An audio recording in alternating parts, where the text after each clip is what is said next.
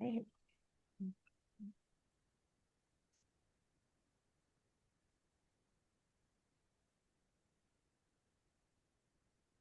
Welcome, everyone. Just gonna give everybody a minute or two to jump on and get settled before we start our webinar today.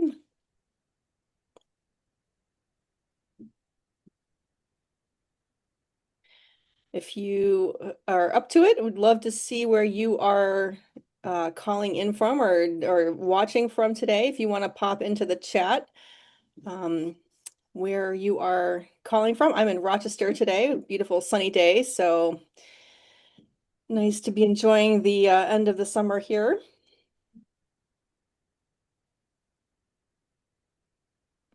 And we'll give it just another minute here.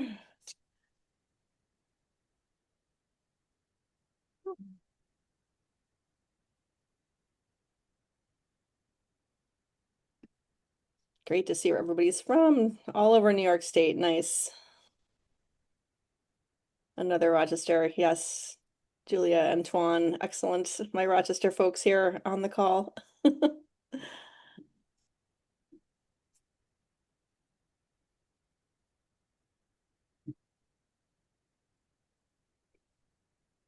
All right, I think we'll get started. It looks like everybody is on and set up here. Well, welcome everyone. We're glad you could join us today. I'm Kate Jacobs, Preservation Education Specialist with DIPSNY. For those who may be joining us for the first time, DIPSNY stands for Documentary Heritage and Preservation Services for New York. It's a collaborative program of the New York State Archives and the New York State Library that provides free preservation planning and education services to archives, libraries, historical societies, museums, and other organizations that care for New York's historical records and library research materials. DIPSNY services are provided by the Conservation Center for Art and Historic Artifacts and include archival needs assessments, preservation and condition surveys, strategic planning assistance, and educational programs like this one. If you'd like to learn more about DIPSNY or explore our upcoming free webinars, workshops, and other educational opportunities, we'll share a link to our education page in the chat. Before we begin, I have a few quick housekeeping notes. If you experience any technical or audio issues, please send us a direct message in the chat and we'll do our best to help. Today's session is being recorded and the recording and slides will be shared with all registrants within about a week. Live captions are available. To enable them, click Show Captions or the CC button in your Zoom toolbar. We'll have time for questions during the presentation, but also at the end. And please feel free to submit them at any point using the Q&A box, also in your Zoom toolbar. And finally, we ask everyone to help maintain a welcoming and respectful environment for all participants throughout the program. Today, we're joined by Lauren Cardinal and Holly Peacock from the New York State Library's Division of Library Development. Lauren is a library development specialist who works with libraries and cultural heritage organizations across New York State and oversees the Conservation and Preservation, or CP, Grants Program. And Holly is an education finance specialist who supports the financial administration of the CP Grants Program and works closely with applicants throughout the grant process. Together, they'll provide an overview of the CP Grants Program, discuss eligibility and the application process, and answer your questions about preparing a successful application. Lauren and Holly, thank you both for being here. I'm going to turn it over to you. Okay. Well, thank you for having us. We are going to share our screen. Holly's going to do it because she had it set up.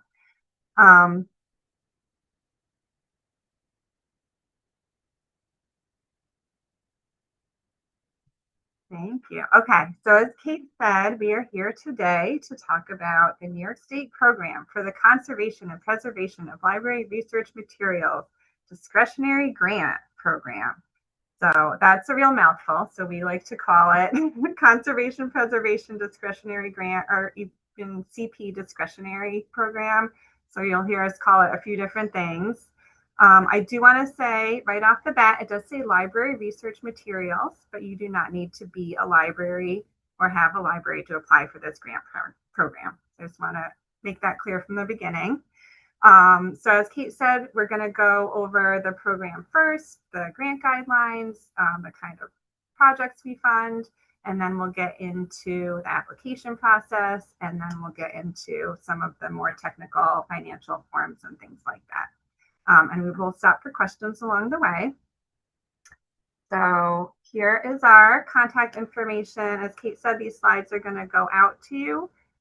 So we just wanted to make sure all this information was here, that those are direct numbers. That's the email address you can get us at. Please at any time reach out with questions. We are really happy to answer questions about this grant program. It can be a little bit technical at times, so we want to make sure that people have all the right information. And there's also the link to the website with a lot more information about it. So we're going to start just with an overview of the program. So this is all state funding that we distribute through this program. It was established in legislation back in 1984. There is no federal funding in this. It's all New York State. So it is a fairly stable grant program. We don't anticipate it going away anytime soon, for whatever that's worth.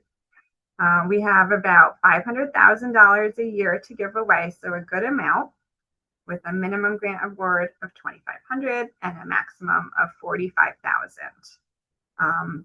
So you can apply every single year. So if your organization has the capacity to manage $45,000 in grant funds every year, that can be quite a bit of money for preservation and conservation work. We're happy to have the same people apply every single year. We love to see repeat applicants, so that's something that you can do. There is no financial match required for this grant program. We do like to see some kind of institutional support. So whether that is in the form of staff time, if it's in the form of purchasing supplies or materials, something like that. But we don't have a specific financial match that's required. And the purpose in legislation is to support the preservation of library research materials with significant research value. And we will get way more into the details of that throughout the webinar. It is a one-year project period. It runs from July 1st to June 30th. We generally try to open applications sometime in the fall, announce the awards in the spring. This when year all goes well. Yeah, we've had some struggles getting things approved and out on time the past few years, but we're hoping that we're going to get back towards our original timeline. So hopefully for this year, you would see some kind of application announcement, and we're aiming for the late fall, probably. Yeah, fingers crossed. So what are the eligible materials? So like I said, as it says in legislation, it's for research materials. So we're really looking for things where the primary value is informational. So we don't fund projects for like works of art on paper or three-dimensional artifacts, but we will fund lots of stuff for paper-based collections. We do deal in published materials, so books, journals, newspapers, but also ledgers, maps, architectural drawings, handwritten documents, anything like that. We will fund projects for media, so photographic prints and negatives, sound recordings. And this year we are working on adding in some more additional audiovisual formats. So we're hoping that for this upcoming grant cycle, we'll be able to fund projects for like motion picture film, maybe digital, no, I'm going to forget what it is. we'll get back to you with that one. That's not finalized anyway, so we don't really want to get too much into it, but we're hoping that that'll be it for this grant cycle. We also do not fund projects that have to do with born digital collections at this point. So that's eligible materials. So who are the eligible applicants? So this is a lot of legal language. In general, if you are a nonprofit cultural institution in the state of New York, you can probably apply for this grant program. So like I said, you don't have to be a library or have a library.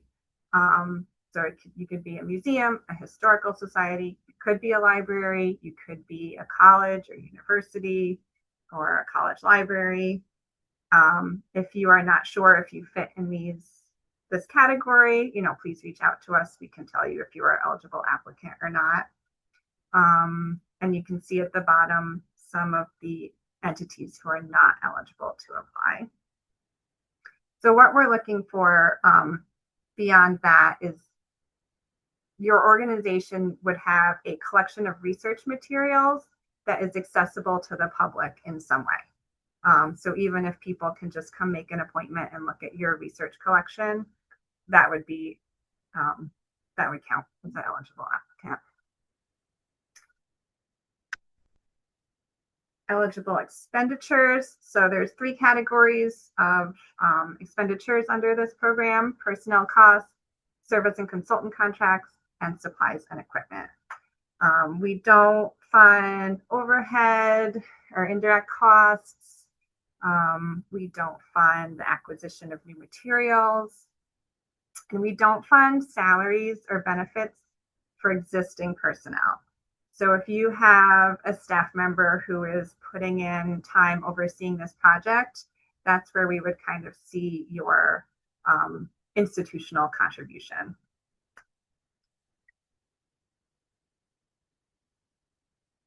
So I thought I would talk a little bit about some of the kinds of projects that we will and cannot fund. So I'm just going to go through a whole list of projects we funded in the past. So as far as surveys, storage, and environmental controls, we will fund environmental surveys and the installation of HVAC systems in collection storage areas.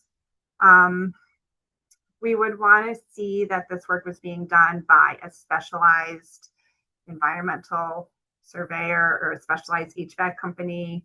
We don't necessarily want like the plumber from down the street doing this. So that would be one thing you'd want to keep in mind. It's also a little tricky. We can't fund HVAC installation in a new building or a new construction. But if you have an existing building and you need to install a new system or upgrade a system, we could fund that. The other detail is that it can only really be in the collection storage areas. So if you have like a historic house museum and you keep all your collections in, 3 rooms in the basement or whatever, we could fund environmental controls in those rooms, but not in the building as a whole. So it's a little bit tricky, but it can be nice. And if you have, $45,000 can go a long way for some of that work. We no longer fund general preservation surveys, but that is what DPSNY is here for. So if you are not familiar with DPSNY at this point, I would really echo what Kate said, and please check out the services they offer. They are free to cultural institutions in New York State, and they're a really great resource. And then finally, we will fund specialized shelving or storage. So if you are going to, have a collection of maps conserved, then you could buy a map case to store them in afterwards.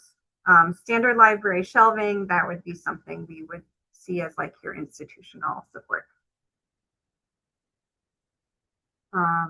So we do reformatting to microform. We still get projects for this.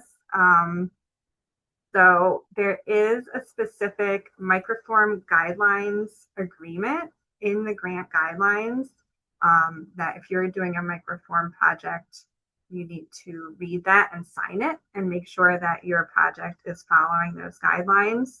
So if that's something that you think you would be interested in, please read that section of the guidelines very carefully.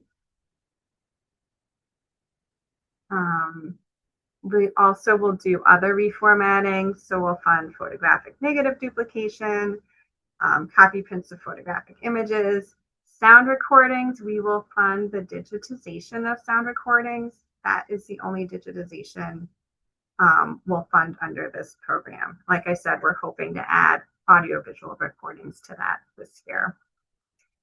We don't fund digitization of paper or photographs. There is a NYS grant program run by the New York State Archives called the Documentary Heritage Program. They will fund a digitization project. So I would suggest checking out that grant program if that's something you're interested in.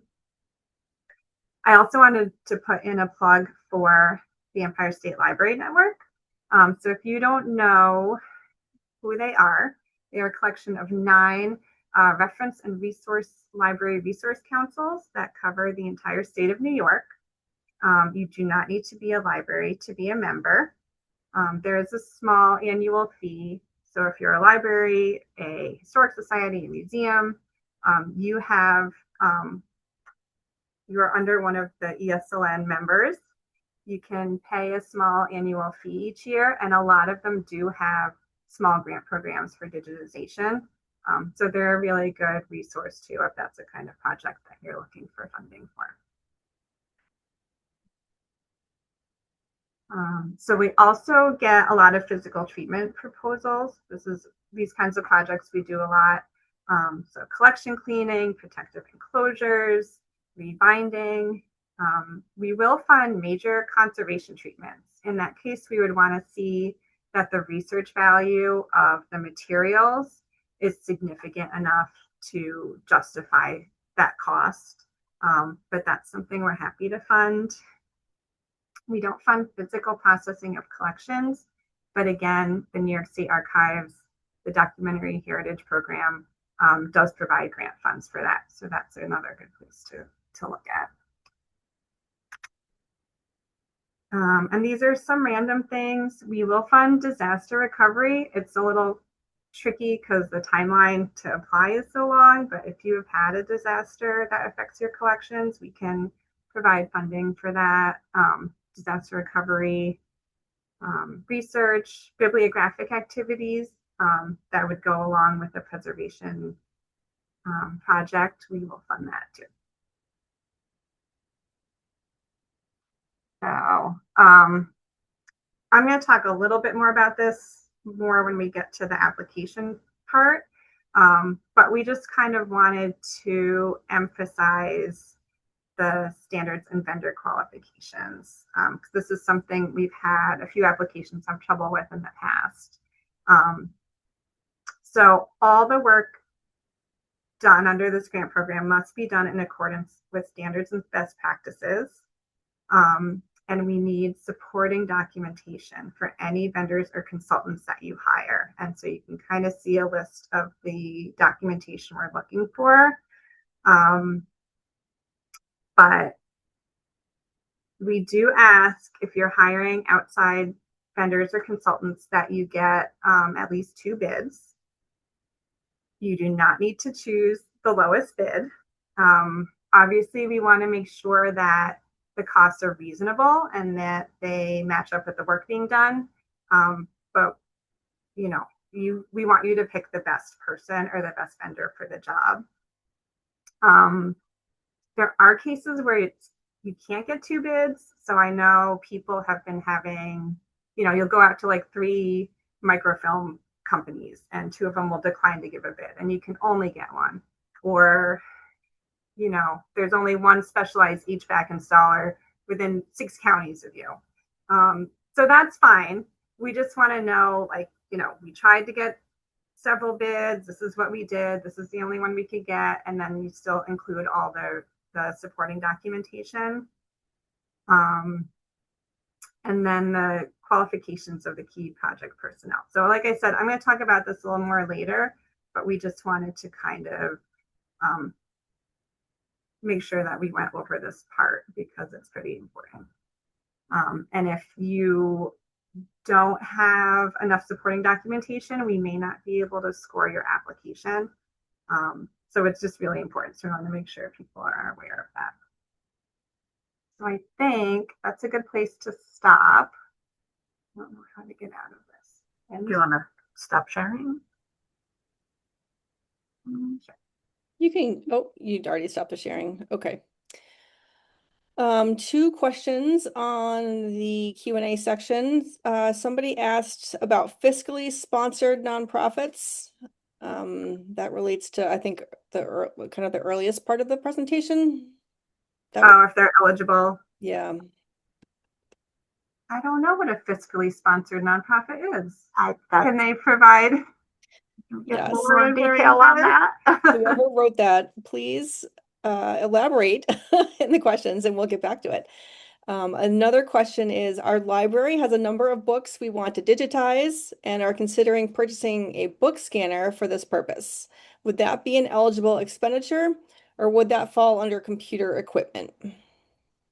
So for this grant program, we don't fund anything really that has to do with digitization of paper materials. That could potentially be a documentary heritage program. Possibly. I don't know if they pay for equipment to do your own digitization, or if it's a situation where they, you would use a vendor, an experienced vendor to digitize. But that certainly, you could reach out to the archives program to see if that might be another one where you might want to reach out to your local ESLN library systems, because they do have people. There's 9 of them and they don't all provide the same level of services. Some of them specialize in different things, but I know at least some of them do either have a scanner that libraries can come use, or they will even send a staff member out to your organization. Oh, hi, Mary Carol.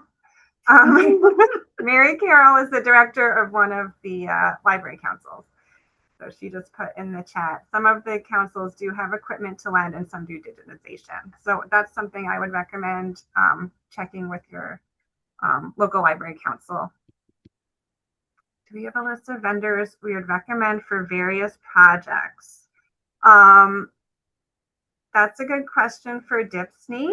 Sometimes we send people to DIPSNY, and I think they have a list of contacts. Yes, we do not personally keep a list here in library development of recommended vendors, but yeah, DIPSNY may be able to help with that. Off the top of my head, we also don't make recommendations for particular vendors, but I think probably could provide you with some options. So if you want to email info@dipsny.org, that would be a great question. We would be able to get back to you with that answer or whatever help we can offer. Just a couple more questions in the Q&A section. Somebody asked, can you explain what you mean by historic site? Oh, is that back in the eligible? So historic sites are like a house, like a historic, I'm trying to think of an example of one that would be. All I can think of is like the Canary Canal lock, but I don't know. If you are wondering if your specific institution is an eligible entity, probably the easiest thing to do is email us and we can tell you if you are. Because it is, I mean, there's some general outlines, but then it can get a little confusing too. Right. Great. Is there a rubric for determining research value for materials for conservation? So the next section is I'm going to go over the narrative section of the application and talk about the point system for each section and the kind of things we're looking for. So I think that might help to answer your question a little bit when we get to that. Okay. And then I think this is follow up to the fiscally sponsored nonprofits. Organizations that do not have 501c3 status are represented by 501c3s for financial purposes. Many cultures use this. So that's an interesting question. I think, our best answer would be, to reach out to us with your specific situation so we could look into, your eligibility. great. All right, that's it for now. I'll let you two get you back to the presentation. Okay. You click, Holly. Okay. I don't know how I clicked off of it. We're just going to reshare here. There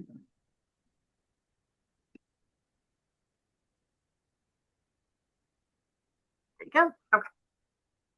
So, application process. So, you have sat through the first part of this webinar. You say, this is a great grant program. I cannot wait to put my application in.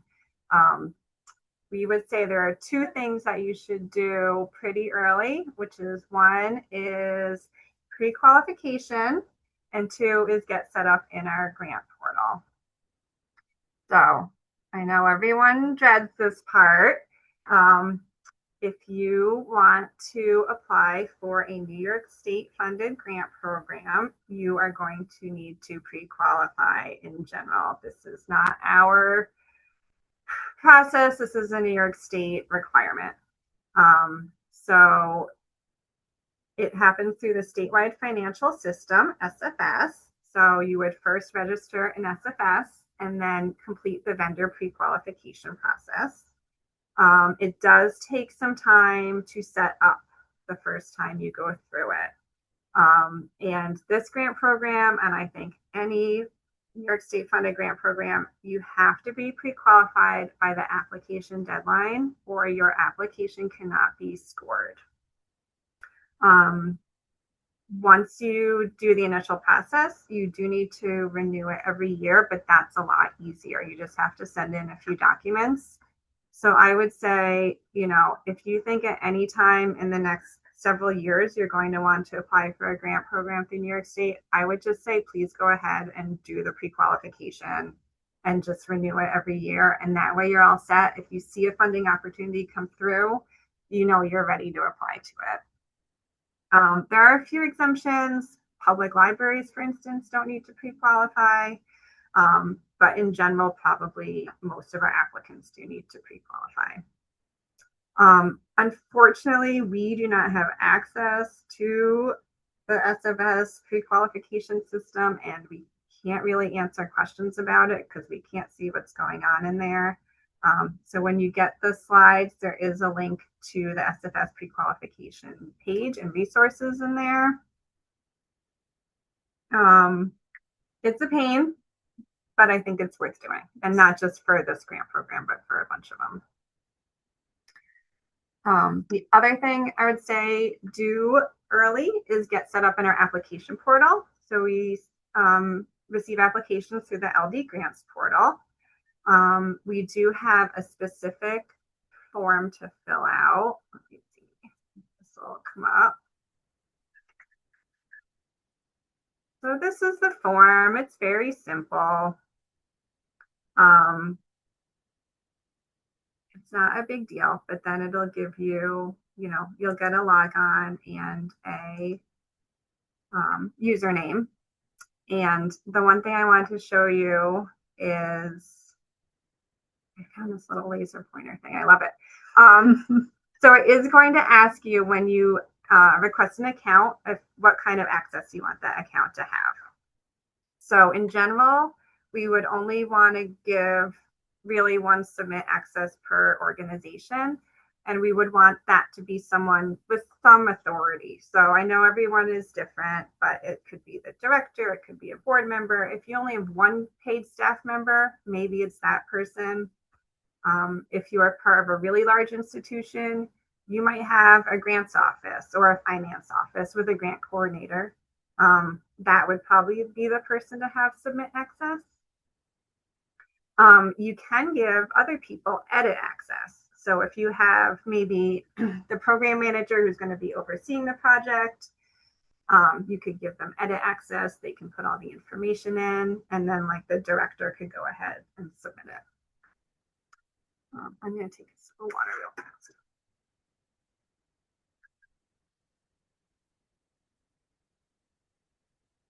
And then, so I just want to show you a screenshot of the grant portal just so you can kind of be oriented what it looks like. It's pretty simple. Here's the application checklist. These are all the components. They're all live links that you can check on. There's also a drop down up here for all the different application forms. When you get your grant, you will also have final report forms that are in this drop down menu. And we also have the help that's actually helpful. We have a link to the grant guidelines and some other information in there. General manual on how to use the system. Yes. So that's what it looks like. So I'm going to go through the first chunk of the application, which is the project narrative, and then Holly's going to go through some of the other forms and things we asked for. So again, I just kind of wanted to show you what the page looked like, just so you know what you're looking at. So for the project narrative, here's all the sections down the side. Again, those are all live links, so you can just click into any one to get to it. You can save as you go. You don't need to do it all at once. And then also each section of the narrative you go into, there's a little blurb here that kind of says what we're looking for. So that's helpful to read. I'll link to the grant guidelines at the bottom. And then you just type anything you want in here and save it as you go. So I'm just going to go straight down. I'm going to talk about every section of the narrative. And then we can break again for questions. Okay, that's good. So the first thing we ask you for is a description of your institution and your collection, your total collection. This part is not scored, but it is pretty valuable because it gives, background information, an overview, who you are, how big are you, how big is your collection. We do use all external reviewers for this grant program. So if they're not familiar with who you are and what you do, this is a really important part that kind of gives them a general overview. For the top there, the size of the operation, annual budget, total number of staff. If you are part of a larger institution, so say you're like a college library, we don't really need to know, like for the whole college, the budget and the staff. We're more interested in, your unit. Unless you think for some reason that's really helpful, in which case you're welcome to include it.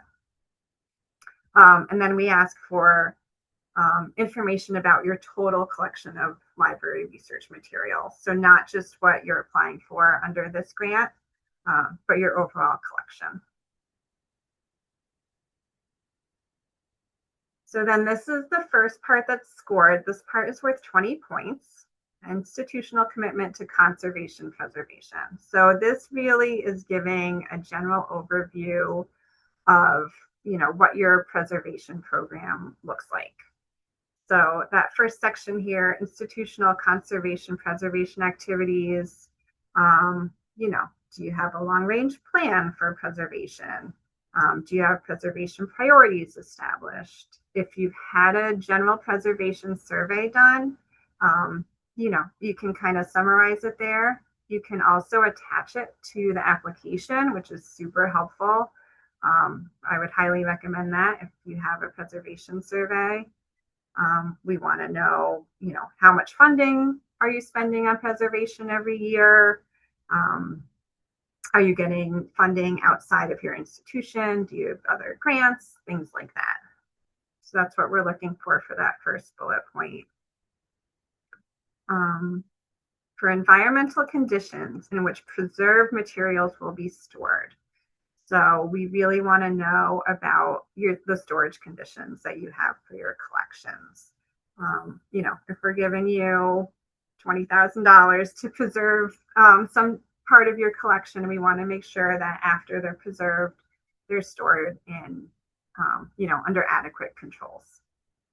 So, we're certainly not looking for perfection, especially from smaller institutions, but we do want to see that you have, the basics are under control. How do you monitor and control your temperature, humidity, light levels, things like that.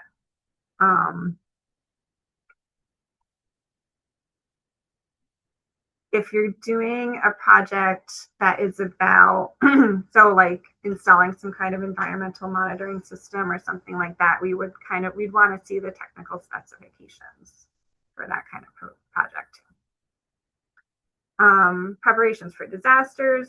So obviously here, if you have a written disaster plan, that's perfect. Again, attach it to the application. That would be wonderful. If you don't have a written disaster plan yet, we just want to know, how are you going to deal with emergencies that affect your collections? Do you have any, regional contacts? Do you have any arrangements in place? Things like that. And then finally, security arrangements for protecting the collections. We want to hear about that too. So the next section is accessibility of collections to the public. So, if we go back to the goal of this grant program, it is to preserve materials for research. So we want to make sure that researchers can access your materials, and we want to make sure that they can find your materials.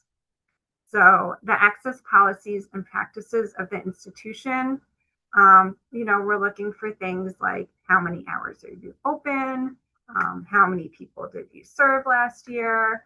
How many items were used? Do you participate in any regional databases? Things like that. Do you have any use restriction for your collection? All those kinds of things we're interested in. And then cataloging or other bibliographic controls. So again, how are people finding your collections? How do they know that they're there for use? So, what kind of bibliographic control do you have for your collection?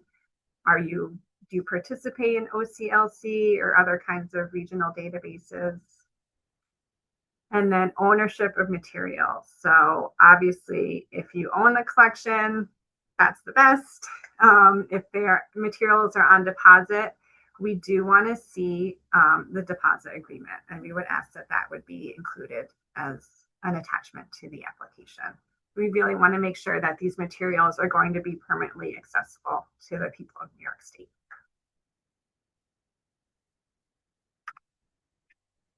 Okay, so research value materials to be preserved. So this is worth 20 points. And so here you're going to start with a description of the materials that you are going to preserve with the grant funds. So subject area, format, quality, what are the preservation problems, what is the current condition, and then a little bit about, how do these make up a coherent body? How do they fit into your collection policy? What kind of research are they going to be used for? This is what the question was about. So people do kind of struggle with when we ask significance of the materials for research. We do get a lot of questions about that. So if you kind of look at the questions on this slide, if you can answer these questions, that's kind of what we're looking for. Basically, why did you pick these materials out of your entire collection? Why are you making these a priority? And what is the significance of them? We don't really care about monetary value. So like if you have an appraisal from like a rare book dealer or something, that's not really relevant. But if somebody, so say the local historian came to your museum and wrote a blog post about something based on some of your collections, like that's the kind of thing that is really great to include. So again, you can write about it. You can include things as an appendix or an attachment to the application. So these are the kind of questions, if you kind of think about your collection, that's what we're looking for here. I hope that answered the question.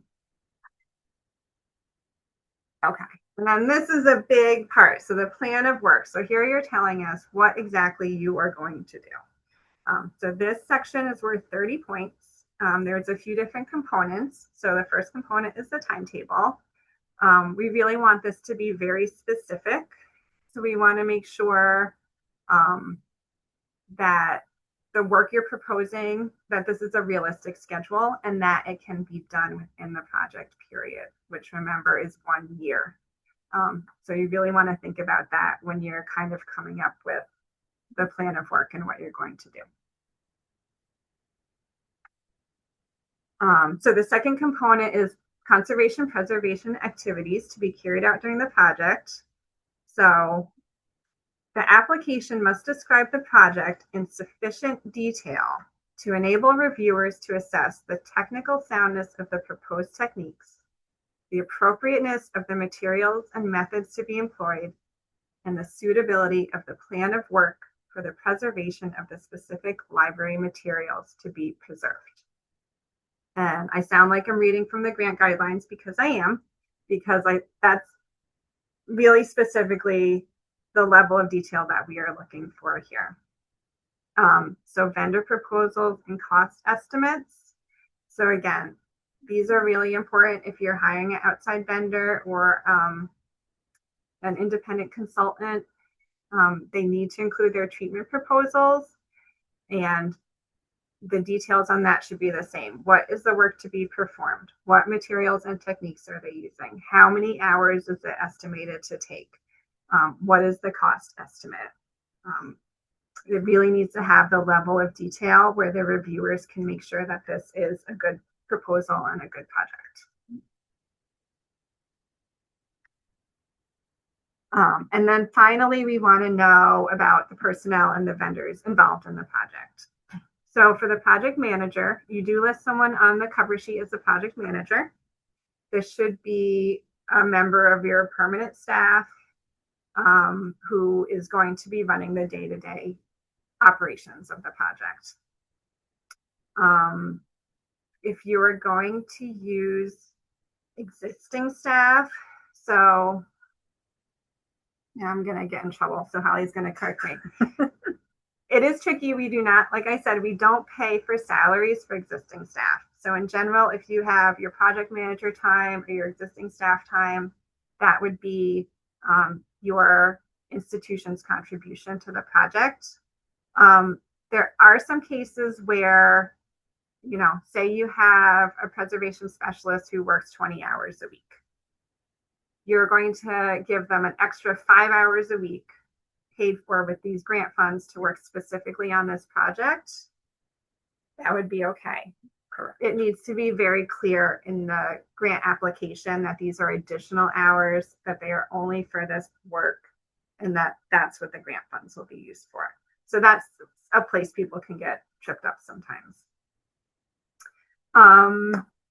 If you're going to hire like temporary staff, so a lot of times we'll have, a university library will maybe hire some students with archival studies to do maybe some rehousing work or something like that under the supervision of the project manager.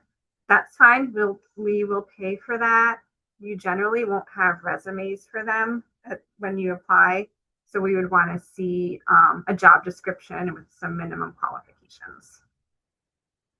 And then again, for consultants and vendors, I would just recommend reading the grant guidelines. We did update them a little this year. So it's very specific, the documentation we need for hiring personnel, hiring a consultant, hiring a vendor. So please just go through and read that section carefully and make sure you have all the required documentation before you submit it. And then the institutional contribution to the project. So this is what we were talking about, in part of the project budget. Are you going to talk about this a little bit? Yes, Okay. I will show where they will enter whether it's grant, to be paid for with the grant funds or whether it will be paid for with institutional funds. So I do think somewhere in the grant guidelines, it says something about recommended minimum contribution of 20 staff for volunteer hours. That's, a guideline. Yeah. That's not a requirement. Some projects will take way more than that. Some projects will take less than that. So don't get hung up on that part. We do just want to make sure that, that existing staff you're budgeting right. for them to have the oversight, because it is going to take staff time to run these projects. And then financial contribution toward the cost of the project. That's it. Are you buying shelving? Things like that could go in there. Again, they're not required. We just want to see something coming from the institution. All right, and then this is my last section, then we'll stop for questions again. But just quickly, Holly's going to talk about more these in a little more detail, but supporting documentation for the application. So all applications are going to require institutional authorization form, resumes of some sort or another, FS10 form, and payee form. And then depending on the kind of project you're doing, you might need the microform guidelines form. You might need the MWBE forms. We do accept cooperative applications. So if you want to do something together with some other organizations, we don't get too many of them, but we're happy to fund them. And then, of course, any of the vendor or consultant documentation. I think that's a good place to stop.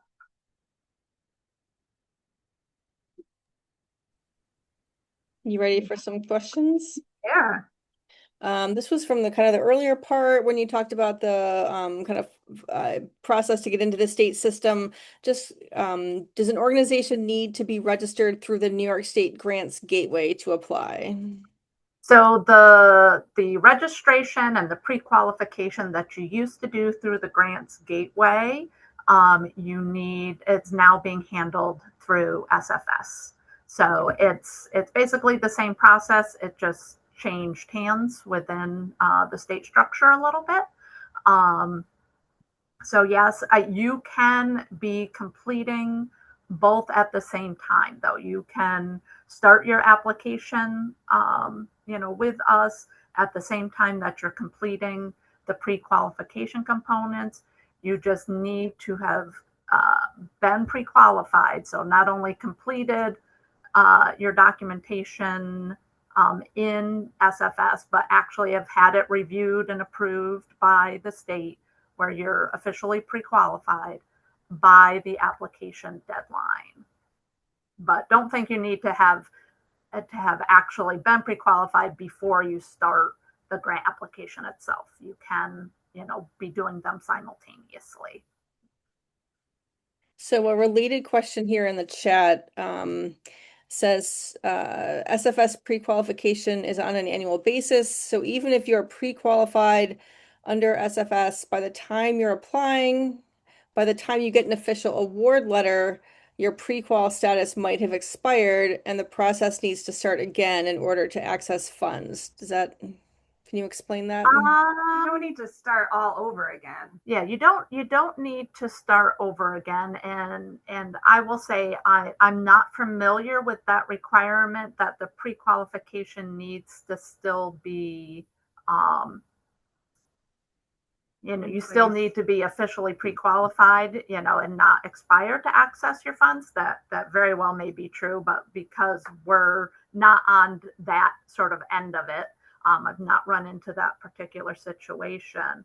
But yes, I mean, you will have situations where your pre-qualification expires. It's not the whole process. Again, there are financial forms that you do need to submit every year, though.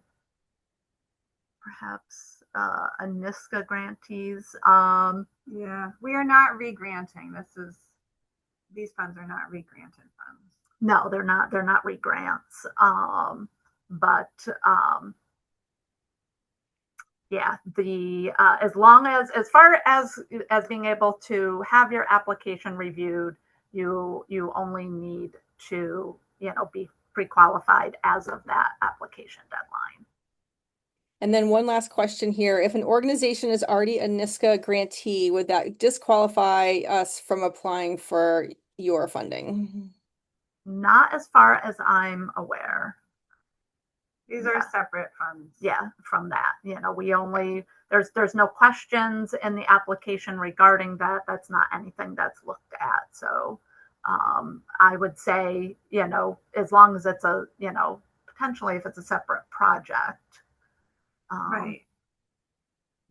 As long as that's the case. If it's, if you're getting funding from two sources for the same project, I don't know if that might get a little confusing, but there's nothing that states, if you're a NYSCA awardee that you can't apply for the CP funds. Our funding comes directly from the New York State budget. I mean, we are part of SED and we administer the funding.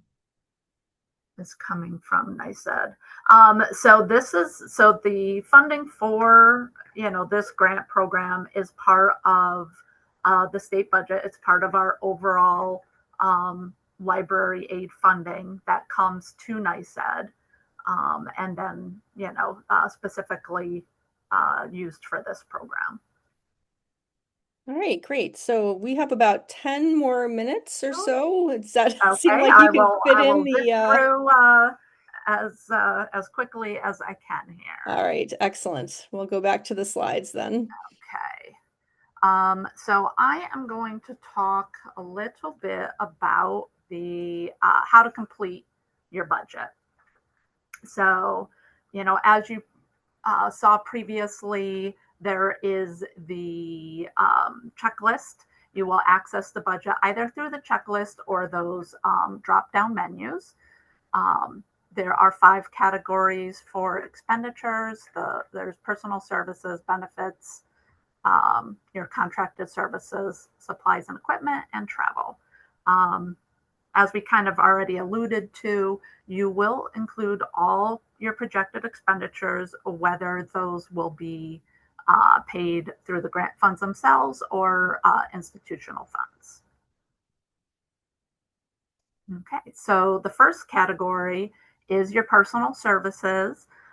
So you will list, this is for your staff. So whether this is existing staff that you'll be paying through, institutional funds, or if it's temporary staff that you're hiring. So you will, it's kind of fairly self-explanatory, but, you'll enter their name. If this is someone you haven't hired yet, you can just put in to be hired, the title, their salary, and then an FTE. So that's the full-time equivalent.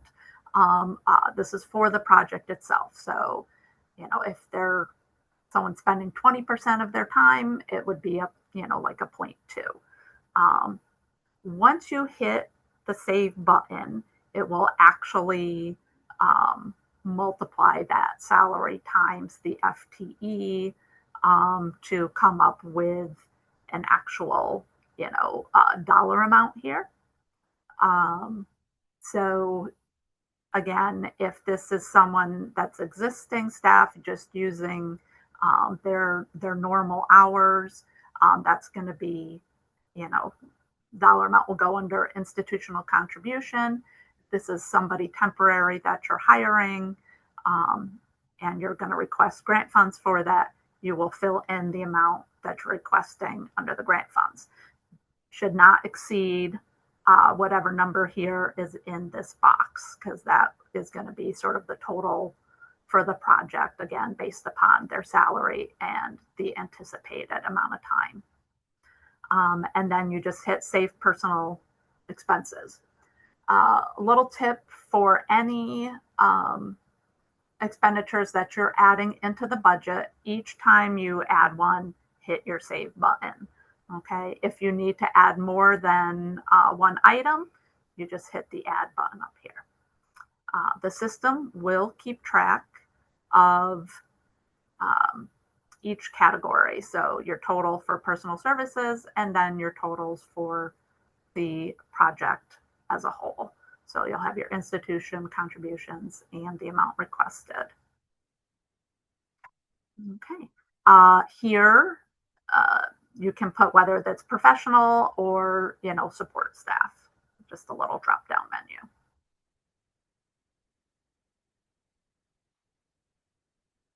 Okay. So benefits. So if this is a temporary employee, again, or existing staff, where it will be institutional contribution, their name, their benefits percentage. So that's, if their benefits are an additional 30% over, you'd put in a 0.3. And then again, if you hit your save benefits, it's going to pull the salary times FTE from the last category and calculate a benefits amount. Enter in whether it's institutional contribution or amount requested. And if it is a temporary staff that you're hiring, you may be, potentially splitting that where you would have some in each category.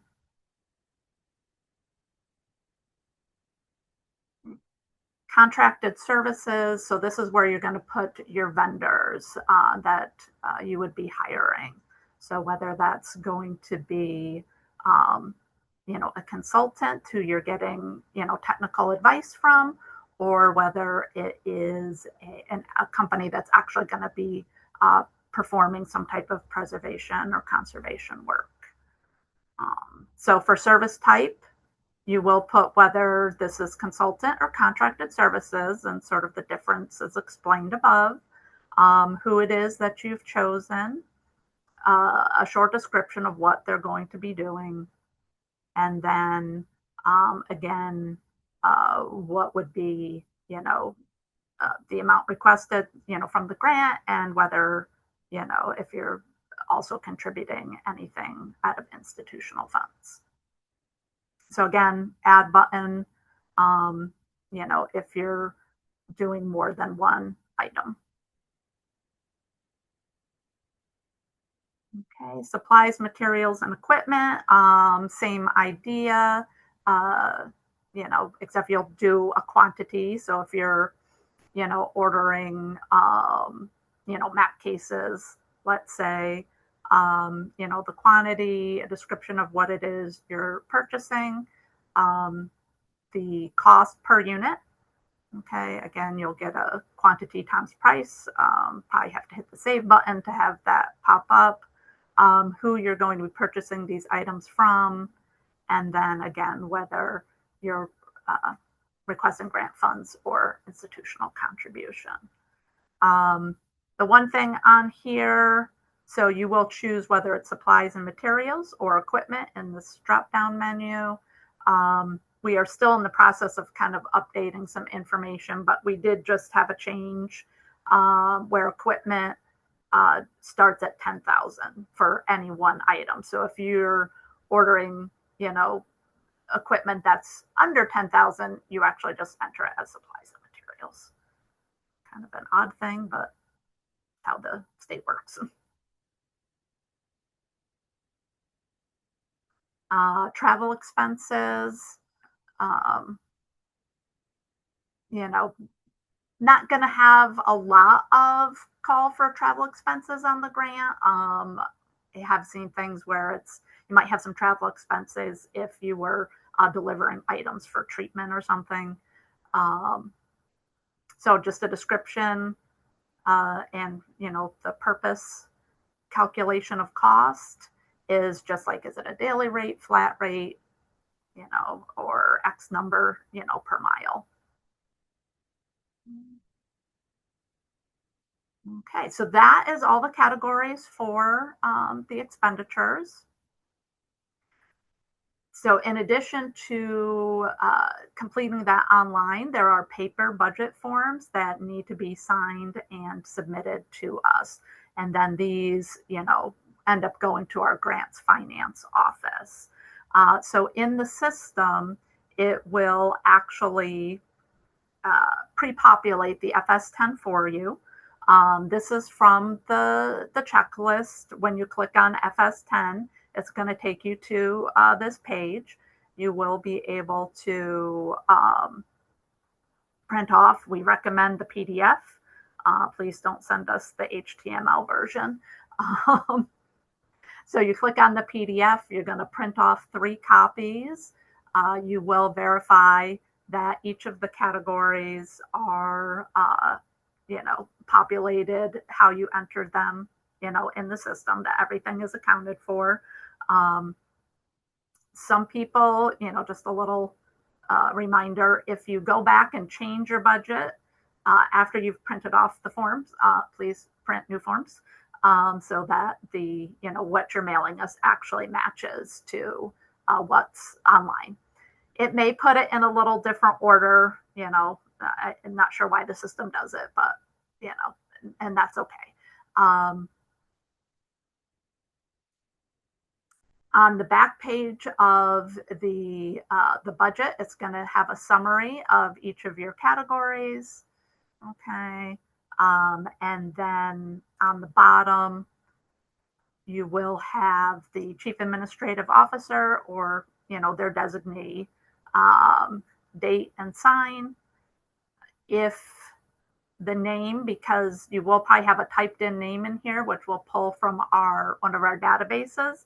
If that's not the person who's signing, you can just line that out and write in the name and the title of the person who did sign. Okay, and I am going to quick go to our next requirement that is a requirement of the state, not specifically to NYSED, but all of these grants have a minority and women-owned business enterprises requirement. These are for funding over $25,000. So if you're applying for less than $25,000, this does not apply. But if you are applying for more than that, there are certain expenditures, your non-personal service budget. So that's going to be your supplies and materials and your purchase services, travel. These things are all have a 30% requirement to use vendors from our MWBE certified directory. Okay.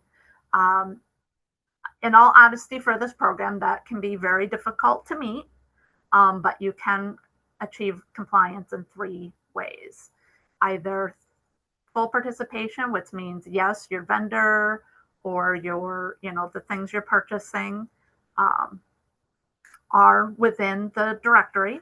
Okay. And, again, it's just that 30% goal. So if you had, 10, well, I can't say, if your goal was 25,000, let's see, what would 30% of that be? Great question. Yes, it is. I'm sorry, I didn't do the math. But anyways, it's not your full budget amount. It's just that 30%. If you have, can partially meet that goal, okay, then you can request a partial waiver, or if you can't meet the goal at all, you can request a full waiver. Right. Good faith efforts do need to be made to find applicable vendors or suppliers, and you must document those when requesting either a partial or full waiver. And that can be things as easy as searching the directory for, if you're doing a reformatting project, so you're searching the directory for that. If nobody comes up, you just print off those searches that you did and that there were no applicable vendors. And you would include that in the paperwork that you will be completing, which is on my next page.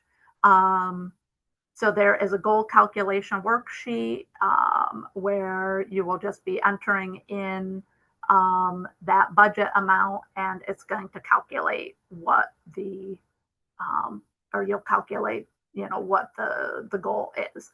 Your cover sheet, you will is where you're going to say whether you're having full participation or applying for a waiver, whether that's partial or full. Utilization plan is only for those actually using an MWBE supplier or vendor. If you're applying for a complete total waiver, you will not fill that out. Same with the intent to participate. The intent to participate, you will actually have signed by the vendor. The request for waiver, okay, is just what it is. You will, if you're requesting a waiver, you just complete that and sign it. The good faith efforts is again where you will attest that you made XYZ attempts and could not find a vendor for whatever the reason, whether that's there were none or there were none available, okay, or even if their pricing was way out of line with other vendors to the point where it wouldn't make sense to use them.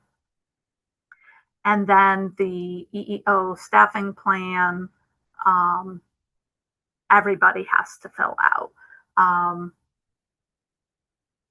And that is all of those. Getting back real quick on the EEO staffing plan, this, which is equal employment opportunity, on this form, it lists out, male, female, and then different, racial categories. You do not need to fill this out for your entire staff. You can just fill this out to the best of your ability for the staff that's being used on the project. Okay, another form that Lauren had briefly mentioned was your institutional authorization form. This will be signed by the president of the institution and the director of the library or archives. And I know this may not, fit, every institution, but the, you could have the president of the board, and then, yes, if there is a library, the director or maybe even the project manager. If nobody else really fits into these categories. You will sign these. We do not need the actual hard copy of that. You will actually just upload it into the project. Okay, and then the payee form. This is so that, if you do get a grant, you will actually be able to be paid. You will complete this with your, the legal name of your institution. So for a lot of institutions, we already have you in our database, but, especially we need this for everybody. And especially if you're not in our database already, we need this to match up to your FEIN, okay, name. So if these two do not match, we're going to get it kicked back to us by our grants finance office. Your vendor identification number, which if you've been pre-qualified, you should have. This is not, you don't really have to worry about this. If you have a UEI, great, but because these are state funds, we don't really need to worry about that. And then just check off the type of institution you are, sign it. We do need a hard copy of this along with the 3 copies of that FS10 form that I spoke about earlier. Okay, and then so when you're done with all of that, you will submit your application. Okay, this is back again in the checklist. And that is it. Yeah. Go back to our contact information and answer any final questions that you have. Sorry, we went over. Yes. No, no worries. All right. So the one question that we have in the Q&A right now, and then we'll wrap this up. If the project has to do with an organization and an ethnic community with strong ties or roots in New York, but not exclusively in New York, is that a project you would be interested in? Does it have to be specific to New York, or can it be from an organization based in New York? I don't think I mean, it's nice if they're New York related, but that's not not a a requirement. Yeah, not at all. Obviously, it has to be a New York institution, but we care about the research value, but the research does not have to be New York State specific. I will say the other program I mentioned, the Documentary Heritage Program that the Archives runs, they are looking for things that are only New York State related. But for this project, it does not have to be a New York State topic. Great. As long as it has research value to, I would say, New Yorkers, but it doesn't have to be specifically New York related. Yeah, we don't score on that. No. All right. Thank you both. This has been super informative. I know a lot of information. Hopefully people can rewatch and pause when they need to get all the information. So great to have this information updated for DIPSNY. Thank you so much to Lauren and Holly. And if you've got questions, reach out to them, or also DIPSNY can put you in touch with them down the road if needed. So thank you all for coming today, and we'll get this out to you within a week. Take care. Thank you, everybody.